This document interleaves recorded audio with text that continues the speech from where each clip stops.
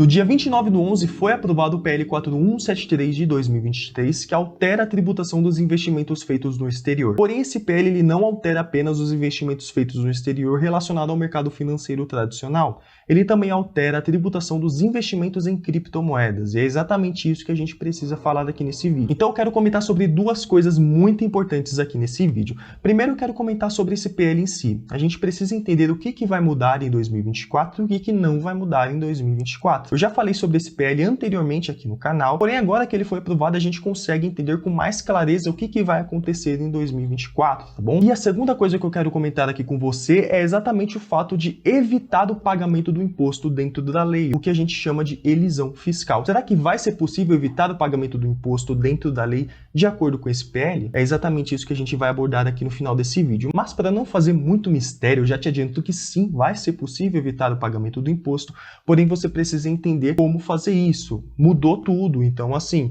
as estratégias que a gente tinha anteriormente não vai mais funcionar e agora a gente precisa estabelecer novas estratégias.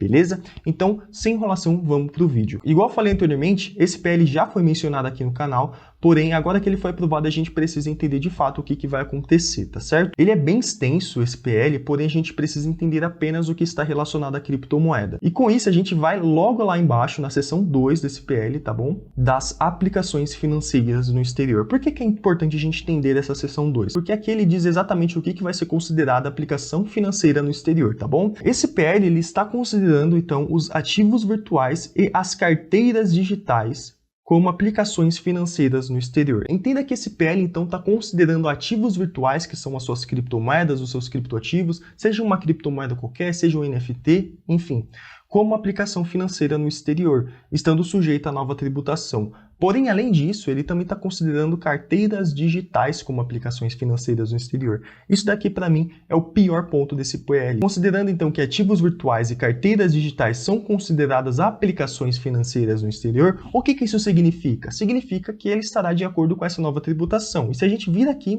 na seção 1, disposições gerais, logo aqui abaixo ele diz que será, então, uma alíquota de 15% que vai ser cobrada relacionada a isso daqui. Então isso daqui já muda muita coisa. Por que eu acho que esse PL é muito prejudicial? Porque hoje o investidor de criptomoedas ele tem uma isenção fiscal de até R$35 mil em alienações no mês. Ou seja, se você faz vendas, permutas no mercado de criptomoedas em até R$35 mil no mês, você não vai precisar fazer o pagamento de nenhum imposto, tá bom? Porém, com esse novo PL, isso daqui muda. Então não tem mais esse limite de isenção para investimentos feitos no exterior, você entendeu? Aqui que está o grande problema também, porque o investidor de criptomoedas iniciante agora ele vai precisar pagar 15% de imposto, tá certo? Então aqui a gente já tem uma informação muito importante, mas para a gente entender quais que são as criptomoedas, quais que são os criptoativos que serão tributados de acordo com esse PL, a gente precisa entender então o conceito de aplicação financeira no exterior, certo?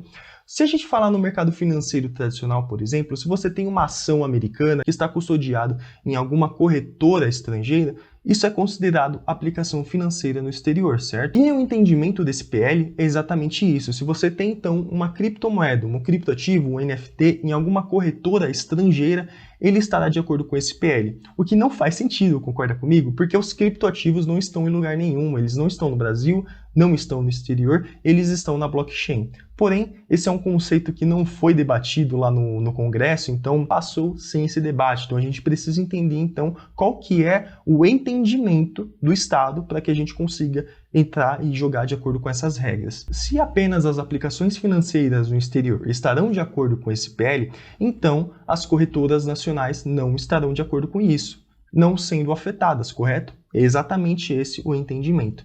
É muito importante a gente entender que a Receita Federal ela ainda vai dar um parecer em relação a isso, vai falar exatamente, olha, esses daqui são os criptoativos que são tributados, esses daqui são os criptoativos que não serão tributados, são essas carteiras que serão tributadas ou não, e exatamente quais que são as corretoras, os critérios de corretoras que serão consideradas nacionais ou não, tá certo? Entretanto, a gente entende que uma corretora nacional é aquela corretora que tem um domicílio fiscal no Brasil, beleza? Então, por exemplo, se você investe no mercado Bitcoin, na Foxbit, por exemplo, ou alguma outra corretora nacional que eu não lembrei aqui o nome, você não vai precisar pagar o imposto de acordo com esse PL. Você ainda vai pagar o imposto de acordo com a regra atual aqui em 2023, que é exatamente o ganho de capital com alienação até R$35.000 de isenção no mês, beleza? Se a gente vir aqui na seção 4 da compensação de perdas, esse PL diz que vai ser possível compensar perda em suas aplicações financeiras no exterior. É muito importante a gente entender o seguinte, aqui ele não diz que vai ser possível compensar perdas,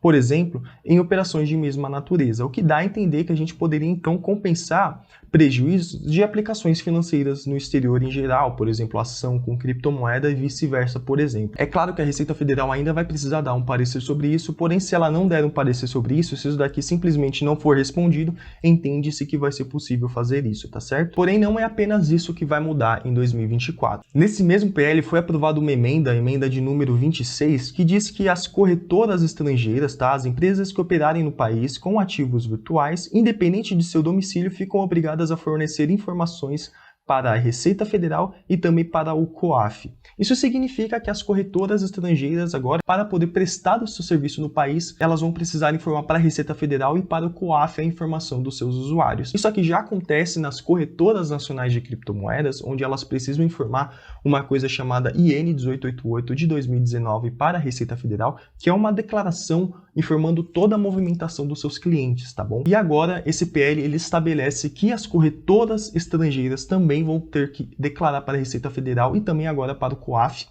essa informação. A gente não sabe se as corretoras estrangeiras ainda vão precisar informar essa IN 1888 mesmo ou se vai ser uma outra declaração. Igual eu falei, todos esses pontos aqui ficarão sujeitos ao entendimento da Receita Federal, ela que vai dar um parecer relacionado a isso logo em breve, porém são essas informações que a gente tem. A gente sabe então que a partir de 2024 teremos uma alíquota única de 15% de imposto para criptomoedas investidas no exterior, sendo investimentos no exterior considerados o quê? Corretoras estrangeiras e carteiras digitais, infelizmente. Carteiras digitais não faz o menor sentido ser tributadas, mas elas estão aqui nesse PL, tá certo? A gente sabe também então que as corretoras nacionais não entrarão nesse PL, então assim, se você tem investimentos feitos em corretoras nacionais, por exemplo, você ainda está tranquilo, você não vai precisar pagar imposto de acordo com esse novo projeto de lei, tá? Então fica tranquilo em relação a isso. E a gente entende então que as corretoras estrangeiras vão precisar informar para a Receita Federal e para o COAF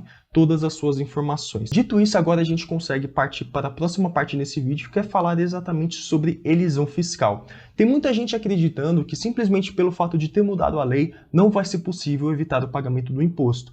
Mas isso não é verdade. Vamos entender direitinho o que está acontecendo? O que significa elisão fiscal? Elisão fiscal nada mais é do que você fazer um planejamento tributário, você conseguir utilizar técnicas, conhecimentos sobre a tributação para conseguir evitar ela dentro da lei, tá? Isso daqui é completamente diferente de sonegação de imposto, porque sonegação de imposto você simplesmente não declara e não paga imposto, então não é isso que a gente quer fazer aqui, a gente quer realmente estar dentro da lei.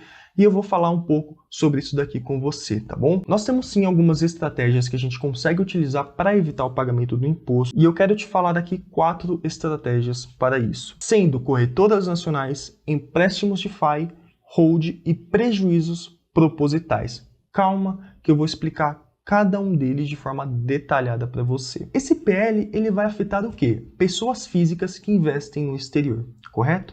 Ele não diz nada em relação às corretoras nacionais. Então, assim, as corretoras nacionais, conforme eu disse anteriormente, elas vão se beneficiar da isenção fiscal de até R$35.000 no mês. Então, você ainda vai poder utilizar corretoras nacionais para poder fazer as suas operações. É claro que você jamais vai guardar as suas criptomoedas em corretora nenhuma, porque isso não é seguro, independente de qual corretora que seja.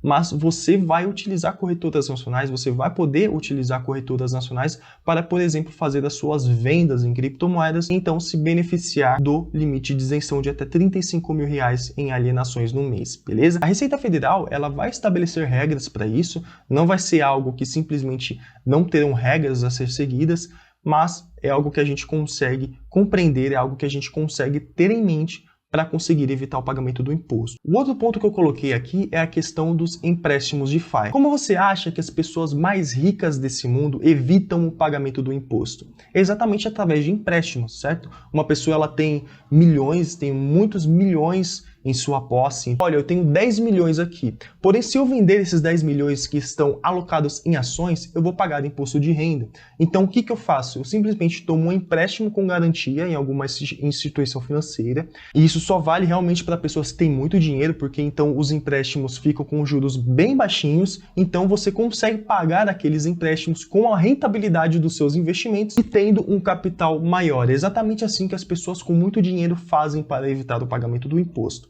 Porém, no mercado de criptomoedas, você não precisa ser multimilionário para fazer isso.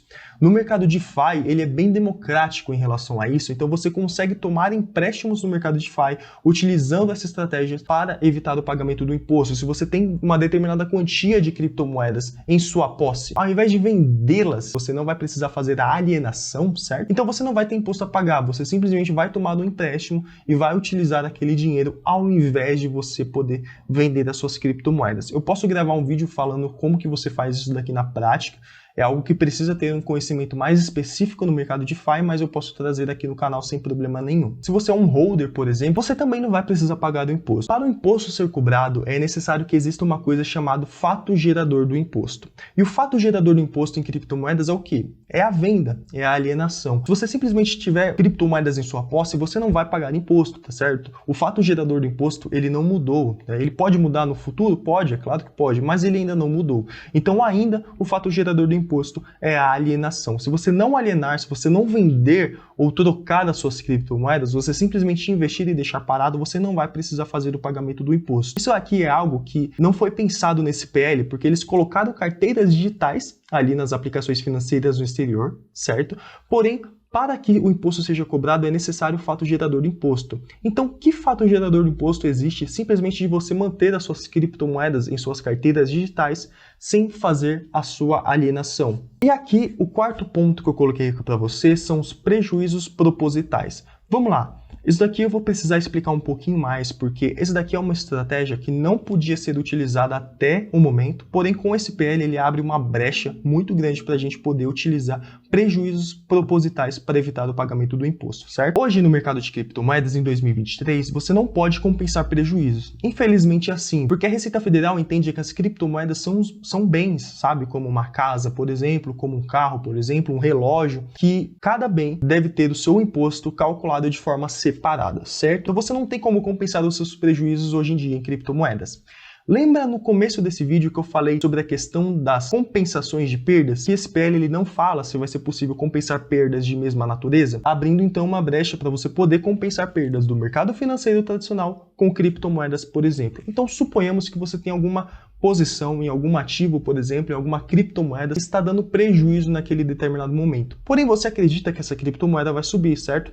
Você pode simplesmente vender essa criptomoeda, realizar o prejuízo e abater no seu imposto o valor desse prejuízo. Porém, você vai comprar a criptomoeda novamente naquele momento, porque você acredita naquele potencial. Nessa operação, você simplesmente realizou o prejuízo, então você vai realizar um prejuízo proposital em relação a isso, para poder evitar o pagamento do imposto no futuro.